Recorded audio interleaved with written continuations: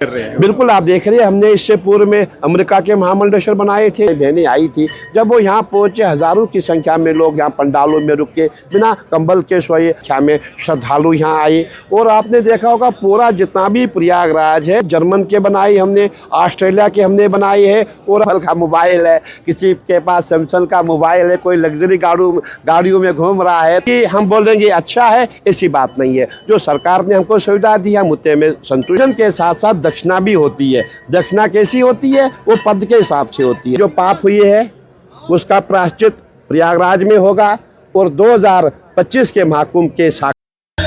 जय हिंद दोस्तों, नमस्कार। फिलहाल महाकुंभ में है और खास बात है आज जहां पर हैं आप देख पा रहे हैं कि पंचायती अखाड़ा श्री निरंजनी में आप देख पा रहे हैं। और इस तरफ जो तस्वीर आप देख पा रहे हैं सानिध्य परम पूज्य श्री महंत रविंद्र पुरी जी महाराज, अध्यक्ष अखिल भारतीय अखाड़ा परिषद के जो हैं, उनसे छोटी सी बातचीत करेंगे और पूरी बातें जानेंगे। तो चलिए बातचीत करते हैं परम पूज्य श्री महंत रविंद्र पुरी जी महाराज, अध्यक्ष जो है अखिल भारतीय अखाड़ा परिषद के। सर, सबसे पहले बहुत बहुत स्वागत आपका। बहुत बहुत आशीर्वाद, साधुवाद। जी सर, बताएं जो आज ये भव्य प्रोग्राम जो आयोजित हुआ था, इसके बारे में पूरा थोड़ा हमारे दर्शक जानना चाहेंगे। क्या था, विधि विधान क्या था और ये क्या चीज़ें?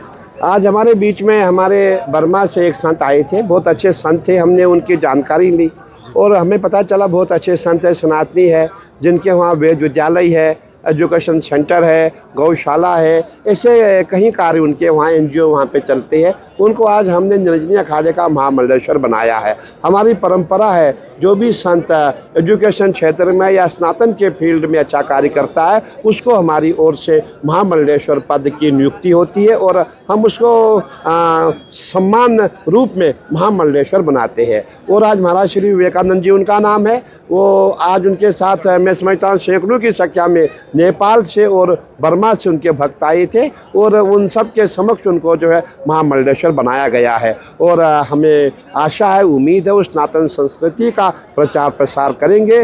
और उन्होंने बर्मा में जो कुछ ईसाई थे उनको भी हिंदू बनाने का प्रयास किया, दोबारा सनातन में लाने का प्रयास किया और हम चाहेंगे उनका प्रयास चलता रहे और जितने हमारे सनातनी जो दूसरे पंथों में गए हैं उनको वापस ला करके अपनी सनातन परंपरा में वापस लाए। महाराज जी, क्या जो इस तरह के जो धार्मिक आयोजन है, इनसे जो कई देशों को जोड़ने का कार्य कर रहे हैं? बिल्कुल, आप देख रहे हैं, हमने इससे पूर्व में अमेरिका के महामंडलेश्वर बनाए थे, जर्मन के बनाए हमने, ऑस्ट्रेलिया के हमने बनाए हैं और आज हमने बर्मा के भी महामंडलेश्वर बनाए हैं। और हमें आशा, हमारी उम्मीद है वहाँ सबकी जो हमारी परंपरा, हमारी संस्कृति है, देश विदेश में हमारा प्रचार प्रसार होगा। हमारे साधु संत देश विदेश में जाएंगे और सनातन संस्कृति का प्रचार प्रसार करेंगे। महाराज जी, देखने में बर्मा से बहुत से लोग आए हैं, नेपाल से भी आए हैं। इस तरह जो वो एक वसुदेव कुटुंबकम यहाँ पर देखने को मिल रहा है। बिल्कुल, आपने सही कहा। देखिए, हमारे हिंदुस्तान के काफ़ी लोग नेपाल में रहते हैं और हमारा उत्तराखंड है, वहाँ के काफ़ी लोग हमारे बर्मा में भी रहते हैं और सभी लोग जो है आते जाते रहते हैं। और अच्छा है हमारी सनातन संस्कृति का प्रचार प्रसार हो। हमारे संत महात्मा बर्मा में जाएँ, नेपाल में आए, हिंदुस्तान में आ जाएँ, जर्मन जापान में जाएँ, अमेरिका में जाएँ, जहाँ जहाँ हमने महामंडलेश्वर बनाए हैं वहाँ सब महात्मा जाते रहेंगे, आते रहेंगे। समय समय पर एक वाक्य अखंड भारत, इसकी बातें चलती रहती है, तो उस पर क्या कहना चाहेंगे आप? बिल्कुल, देखिए, हमारा प्रयास है, जब तक हमारे माननीय प्रधानमंत्री जी, आप ये मान के चलो, इस समय जो है हिंदुत्व काल है। आपने सुना होगा अमृत काल, और अब हिंदुत्व काल है और प्रयागराज में जो अमृत काल चल रहा है। और हमारा मानना है, यत्र योगेश्वरा कृष्णो यत्र पार्थो धनुधरा तत्र शरीर विजयो भूतिर ध्रुवा नितिर्मतिर्ममा। जब तक हमारे माननीय प्रधानमंत्री जी है, गृह मंत्री जी है, हमारे उत्तर प्रदेश को उत्तम प्रदेश बनाने वाले मुख्यमंत्री जी है, तब तक असंभव भी संभव हो सकता है। ये हमारा प्रयास है, संतों का प्रयास है। और आने वाले समय में हमारा सबका सपना है कि हमने भी संकल्प लिया कि अखंड भारत बनेगा। अब आगे आगे देखे होता है क्या। महाराज जी, महापर्व वो भी विश्व में एक अद्वितीय महापर्व महाकुंभ का यहाँ पर आयोजित किया जा रहा है, उसके बारे में क्या कहना चाहिए? देखिए, आपने देखा होगा हमारा जो प्रयागराज है ये तीर्थों का राजा है और इस समय ये माना गया है, जब हमारा यहाँ महाकुंभ का पर्व होता है उस समय 33 कोटि देवी देवताओं का वास प्रयागराज में होता है। आपने देखा होगा हमारे संत महात्मा इस समय पूरे प्रयागराज में है और जहाँ भी जाएंगे पूरा भगवामय दिखाई दे रहा है। ऐसा लगता है कि पूरे साधु यहाँ ही निवास करते हैं। और आपने देखा होगा जो मकर संक्रांति का स्नान था उसमें करोड़ों की संख्या में श्रद्धालु यहाँ आए। और आपने देखा होगा पूरा जितना भी प्रयागराज है, पूरे प्रयागराज में चक्का जाम की स्थिति हो गई थी, इतने श्रद्धालु यहाँ आए थे। अब सबसे बड़ा जो चैलेंज हमारे पास है वो मौनी अमावस का स्नान है, और हमारा मानना उसमें करीबन 10 से 15 करोड़ की संख्या में श्रद्धालु एक दिन में आएगा। अब इतने व्यक्ति आएंगे, ये कैसे, कहाँ पे इनका खाना होगा, कहाँ रहना होगा, कैसे क्या करेंगे, इसका जो प्रयास सरकार भी कर रही है, हम लोग भी कर रहे हैं। और हमने ये सोच रखा है जब भी यहाँ भीड़ हो जाएगा उस समय हम यहाँ लंगर खोल देंगे, और जो भी हमसे सेवा हो पाएगी, अतिथि देवो भवा। मैं प्रयागवासियों को भी कहना चाहूँगा जो भी अतिथि यहाँ आते हैं उनसे ज़्यादा पैसा ना लें। अभी हमने देखा होटलों का किराया जहाँ 500 रुपया था वहाँ पे 5000 हो गया है। हमें ऐसा भाव रखना चाहिए, ठीक है आप पैसा कमाओ, इतना भी नहीं कि अगला दे ना पाए। हमने अभी नोएडा से कुछ हमारे भक्तगण आए थे, माताएं बहनें आई थी, जब वो यहाँ पहुँचे हज़ारों की संख्या में लोग यहाँ पंडालों में रुक के बिना कंबल के सोए। हमारे पास भी इतने कंबल नहीं थे। मैंने कहा माता जी आप क्यों आई, क्या आवश्यकता थी आपको आने की? उन्होंने कहा गुरुजी हम तो महाकुंभ का हिस्सा बनने आए हैं, और हम घर से 20,000 रुपया लेकर के चले थे। मेरा पति है और ये पति है, ये 2 बच्चे हैं।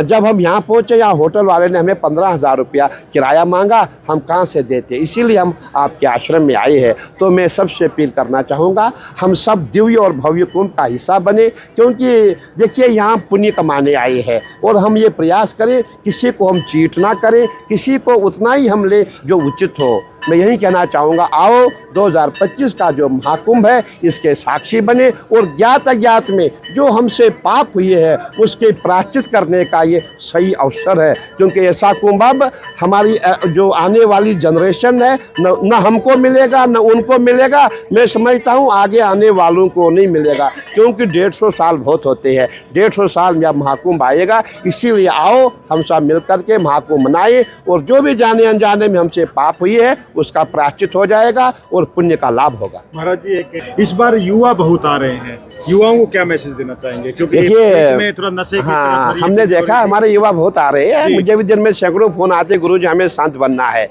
देखिए जब हमारे युवा देखते यहाँ भगवा फौज है और भगवा साधु अच्छे अच्छे दिख रहे हैं, किसी के पास एप्पल का मोबाइल है, किसी के पास सैमसंग का मोबाइल है, कोई लग्जरी गाड़ियों में घूम रहा है, तो उनके मन में क्रेज़ है, हो सकता है शायद कि कुछ अच्छा हो। लेकिन मैं ये कहना चाहूँगा हमारी जो परंपरा है उसका पालन करना, उसका निर्वाह करना कोई आसान बात नहीं है।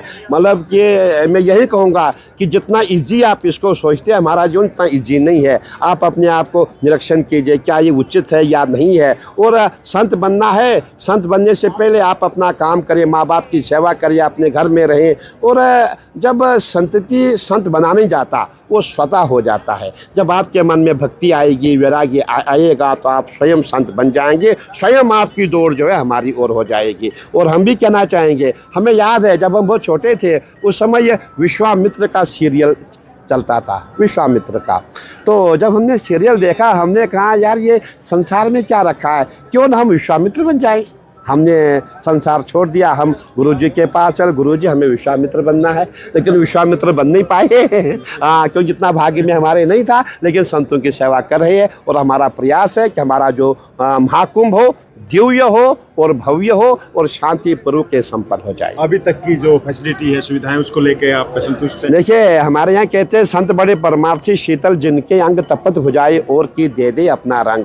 अगर सरकार हमको देगी हम बोलेंगे अच्छा है, ऐसी बात नहीं है। जो सरकार ने हमको सुविधा दी हम उतने में संतुष्ट है, जो नहीं दी है वो हमने खुद अपनी सुविधाएं ली है, अपने पैसे खर्च किए हैं, क्योंकि यहाँ हम पुण्य कमाने आए हैं या हम कलेक्शन करने नहीं आए हैं। आपने जितने अखाड़े देखे होंगे, और हमारा निरंजनी अखाड़ा कभी भी डोनेशन नहीं लेता है। आपको कहीं कोई काउंटर नहीं दिखाई देगा, हम डोनेशन देते हैं। और जो हमारे इनकम के सोर्सेज है हम उन्हीं के द्वारा अपना महाकुंभ करते हैं। ये भी मैं कहना चाहूँगा हमारे यहाँ 1 करोड़ 2 करोड़ में कुंभ नहीं होता, यहाँ सैकड़ों करोड़ में कुंभ होता है। और हमारे जितने महामंडलेश्वर होते हैं, जितने आचार्य होते हैं, जितने हमारे श्रीमंत होते हैं, सबका प्रयास होता है कि हमारी ओर से एक एक भंडारा किया जाए। और एक भंडारा जो होता है एक टाइम के खाने का 10 लाख रुपया लगता है। 10 लाख।